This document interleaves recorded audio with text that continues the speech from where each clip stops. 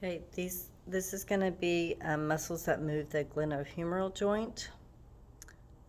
Video for a dual biology class, dual anatomy class. So you should have filled out the notes already. The first one is you're going to build either the latissimus dorsi or the trapezius. You do not have to do both. I'm just going to show you both. And unlike the facial muscles, these muscles are much bigger, so I'm not going to build them while on video because it takes too long.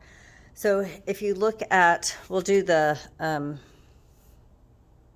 trapezius first. Okay, so the trapezius originates on the occipital bone, on this superior neutral line right here, and then it also originates on C7 through T12. So it's going to go from here all the way down to here, okay, is its origin. And then it's going to come across and it's going to insert on the clavicle, on the spine of the clavicle in the acromion process. So it's going to wrap around right here. Okay, so you kind of want to start out with a big triangle shape, and then you'll end up trimming it off. So here's the base of your triangle, and then the point of your triangle is going to be right here. Okay. So here's one that actually I've already made in advance, but you can see it starts on that superior neutral line on the occipital bone. And then I go down, it actually goes a little low because it should stop at T12, this bottom rib. And then it wraps around, here's my scapula, the spine of the scapula in the acromion process. It wraps around to right there, okay? So a lot of times when you first make this, you're gonna end up having to trim off in this area right here because you don't want a big blob right here. That would give you a big, from the front, think about, you don't want a big knot right there. So see how from the front you cannot see it. So the trap muscles are right on either side of your neck. Okay, and then I've trimmed off this way too. And then notice that also that I put it on the actual spine right here, so it should be sitting on that spine. So then you have to draw in your ligament. So here's my first ligament right here. And then here's my other ligament right here. And then my striations are going to be convergent coming to this point. Now, I strongly suggest that when you're making these that you have a picture pulled up on your phone so you see what they look like. Okay, so that's the trapezius. So you're either building the trapezius or the latissimus dorsi, which is the biggest muscle in the back. This one too, it originates on the lower spine, so T7 through T12, and also up on the iliac crest. And then it comes up to a point and will go underneath the arm and insert on this intertubercular groove right here. So another big broad muscle, and it's going to overlap some the trapezius that's out there. But remember, you guys will either be doing trapezius or latissimus dorsi. You should not be doing both of them. Okay, so you can see I have it sitting on the lower spine and the iliac crest.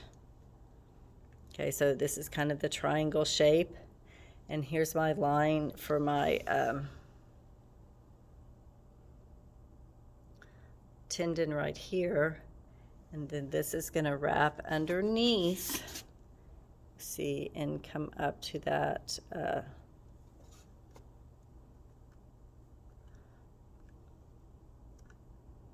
that groove between the two tubercles.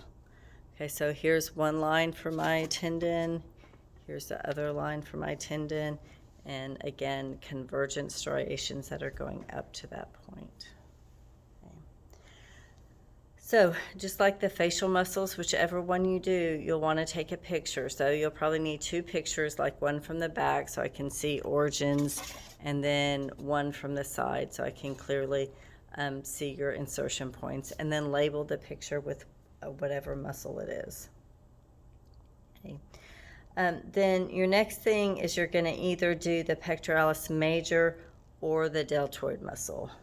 Okay, so the pectoralis major is a chest muscle. It is going to originate on the sternum and clavicle and the costal cartilage of ribs 2 through 6. So it's this way, and then it's going to insert on the lateral part of the intertubercular groove. So it's going to insert right here. So you're going to start out, because it's going to be a big fan-shaped muscle. So another big piece. So these today are big, wide muscles that you have to spend a long time squishing out. So it's really better to squish these out with your hand than to roll them on, out. Kids always want to roll them out, but it really works better if you just get the clay with your hands and work it in your hands and try to roll it that way. Okay, so here is my pectoralis muscle. So it originates up here on the sternum and clavicle and costal cartilage of ribs 2 through 6. Okay, and then it inserts on this intertubercular groove. So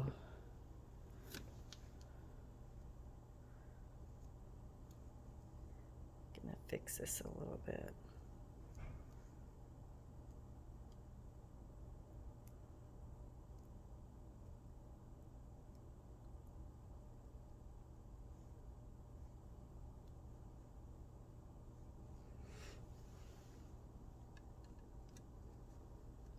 Okay, and you want to push this on here, but you don't want to smash it on there too much where it's hard to get off, because you will have to be taking the clay off of these.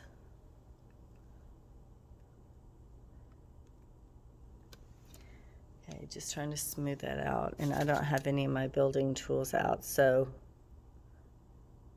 you want your line where your tendon is, so it didn't show up very well, but that's the line where your tendon would be. And here's my other line for my tendon, and then all convergent fascicles coming in that direction. Okay. So again, you would want to take a picture of it, label the picture pectoralis major, and this one you can see everything from the front.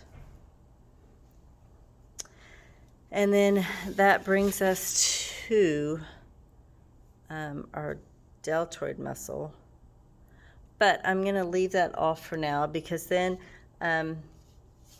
so you should have done either trapezius or latissimus dorsi, and then pectoralis major or deltoid. And then you have to pick one of the infraspinatus, the teres major, and the teres minor. Okay. If you do the teres major, like if I have, you could have done this first, I would have to move this down, because the teres, let me show you on here, the teres major,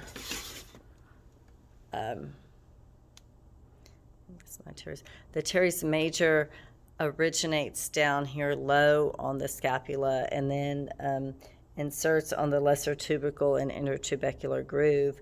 And then the teres minor is going to be above that on the upper lateral border of the scapula, and it originates, inserts on the greater tubercle. So, and then the infraspinatus, actually, it's the biggest. It originates underneath the spine, infraspinatus right here, and inserts on the greater tubercle of the humerus also. Okay. So I'm going to do the teres minor. Okay, and part of the reason I'm doing the teres minor is because this is already covered up. So the teres minor is just, teres means they're a round muscle. Oh, well, I just did. So it, a fairly round muscle. So it originates on that upper lateral border of the scapula, and then inserts on the greater tubercle.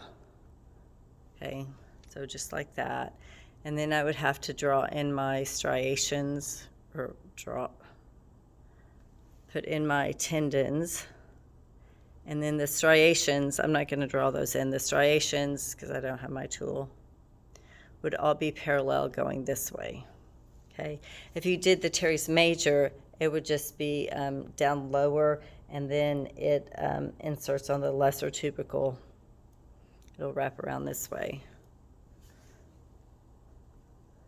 Okay. And again, you would need to take a picture of this muscle and identify it. Okay, and then we're going to go to the deltoid. That's the last of our glenohumeral joint muscles. So it originates on the acromion and spine of the scapula, which is the same place you have this trapezius muscle. And then it's going to insert on the deltoid tuberosity, on the humerus. So this truly is a triangular shaped muscle. And so I'm just setting it on top, and you can see it wraps around because the spine is under here.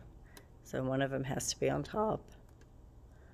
Okay, it wraps around right there and then inserts on the deltoid tuberosity. I have my line here for my tendon, my line up here for my tendon, and then these are all convergent striations. Okay. And that should take care of the muscles that move the glenohumeral joint and that move the pectoral girdle.